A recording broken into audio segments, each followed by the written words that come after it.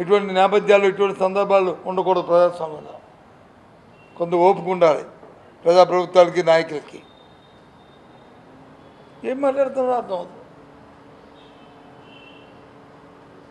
ఈయన పుట్టిన తర్వాత ఏమైనా వ్యవస్థ వచ్చిందా? వ్యవస్థ వచ్చిన తర్వాత చంద్రబాబు నాయుడు గారు కానీ మేము కానీ మీరు కానీ అందరూ వచ్చారు. వ్యవస్థని పుట్టించలేదు. అది గుర్తుంచుకోవాలి. వ్యవస్థను కాపాడుకోవాలి. ఎక్కడ చూసినా చట్టాన్ని చేతిలో తీసుకొని వ్యవస్థను చేతిలో తీసుకొని చట్టం లేకుండా పోలీస్ వ్యవస్థ అంటే అదేదో తెలుగుదేశం పార్టీకే ఒత్తాసపై పనిచేస్తున్నట్టుగా ప్రజల కోసం కానట్టుగా ఇవాళ వ్యవస్థ తీరు చూస్తుంటే చాలా బాధేస్తుంది. ఏ పార్టీ అయినా ఏ నాయకుడైనా తప్పు చేస్తే అది వేరే చూపెట్టుకుని సర్దిద్దుకునే ప్రయత్నం చేయాలి. ఇక్కడ సర్దిద్దుకునే పరిస్థితి కనిపించట్లే. తిరిగి దాని మీద వచ్చి పోరాటం చేస్తూ అన్న వాళ్ళని మరి అవమానపరచడానికి ఇవాళ ఈ ప్రభుత్వం పనిచేస్తుంది. నేను చెప్పాను, ఇప్పుడు అడిగాను 2 అంశాలు. ఒకటి, నేను జరిగిన అరెస్ట్ గురించి. మరి హత్యాన్ని మీరు మీ అధికార పార్టీ నాయకులు, అధికారంలో ఉన్న ప్రభుత్వంలో నాయకులు వాళ్ళు చెప్పినప్పుడు మరి ఇన్ని రోజులు ఏం చేస్తుంది ఈ ప్రభుత్వం? మరి ఎందుకు దాని మీద వాళ్ళ మీద చర్యలు తీసుకోవట్లేదు? ఎందుకు చెప్పలేకపోతా అండి? చేతకాని ప్రభుత్వం ఈ ప్రభుత్వం.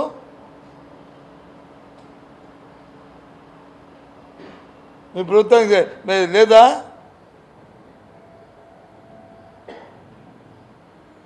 చేయండి, నిష్పక్షమైన దర్యాప్తు చేయండి. ఎవరు తప్పు చేస్తే తప్పు చేసిన మీద శిక్షించండి. ఎవరు వద్దన్నారు? వద్దంటే మరి మానేస్తారా మీరు? తప్పు చేయని వాళ్ళని శిక్షిస్తున్నప్పుడు తప్పు చేసిన వాళ్ళని చేసిన కింద మళ్ళీ దాంట్లో ఇది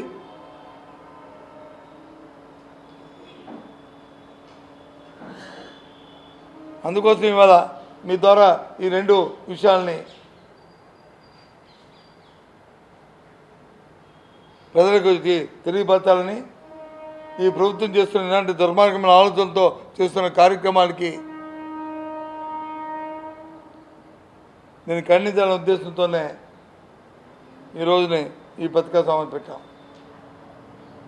మనం చూస్తాం, మేము వచ్చి ప్రభుత్వం తీసుకున్న విధానాల్లో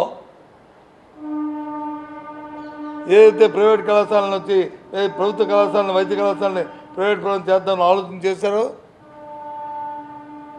ప్రభుత్వ విధానాన్ని కొత్త విధానాన్ని సృష్టించారో, తద్వారా లబ్ధి పొందాలని ప్రయత్నం చేస్తున్నారో,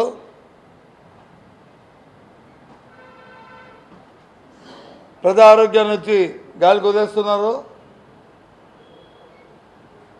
దాని మీద అన్ని నియోజకవర్గాల్లో మొన్న ఒక కార్యక్రమం చేపడితే ఎంతవరకు దాన్ని ప్రజా ఆమోదం ఉందనేది మరి మీ ద్వారా ఆ ప్రభుత్వ నాయకులు చూసుకుంటారు.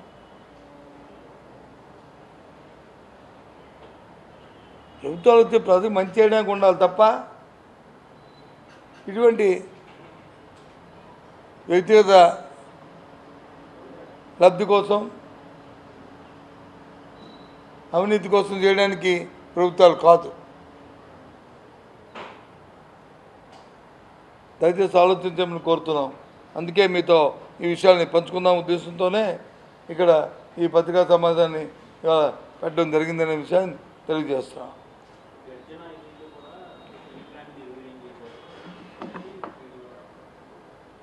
గత 5 సంవత్సరాల్లో కూడా స్టీల్ ప్లాంట్ నిర్వహించేసాం. మేము చేసాం.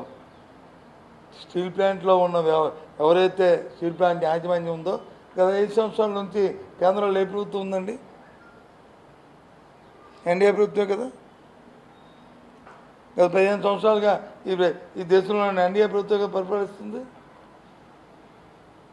స్టీల్ ప్లాంట్ తాలూకా యాజమాన్యం, స్టీల్ ప్లాంట్ తాలూకా ఇది ఎవరి కంట్రోల్లో ఉన్నారండి?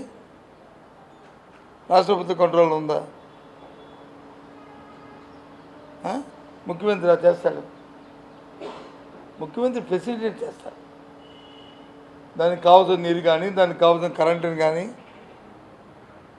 ఏదైనా లాండ్ ఆర్డర్ ఇష్యూస్ వస్తే లాండ్ ఆర్డర్ ఇష్యూలు కానీ వాటిని ముఖ్యమంత్రి చేస్తాడు. ఆ రాష్ట్ర ప్రభుత్వాలు చేస్తాయి. ఓవరాల్ చేస్తారు, ఏం చేస్తారు? అది ఎందుకు ఎందుకు వస్తుంది? మూలం కనుక్కోవాలి కదా మనం. మూలం ఎందుకు వస్తుందో కనుక్కోవాలి కదా, ఎందుకు లాస్ వస్తుందో అనుకో. మరి అదే కదా నవరత్నాల్లో ఓ రత్నం కింద వచ్చింది కదా. అదే లాభాల్లో ఉన్న ప్లాంట్ ఎందుకు తగ్గింది? రా మెటీరియల్ తాలూకా కాస్ట్ పెరిగిపోతే ప్రైవేట్ వాళ్ళకి వచ్చిన క్యాపిటల్ మైన ఉన్న ఆ ప్లాంట్ల కంటే పక్కన కొనుక్కునే ప్లాంట్లకి వచ్చిన కాస్ట్ పెరిగితే ఆటోమేటిక్గా అది ప్రొడక్షన్ కాస్ట్ మీద అదంతా ఇంపాక్ట్ అవుతుంది. సింపుల్ లాజిక్ అది.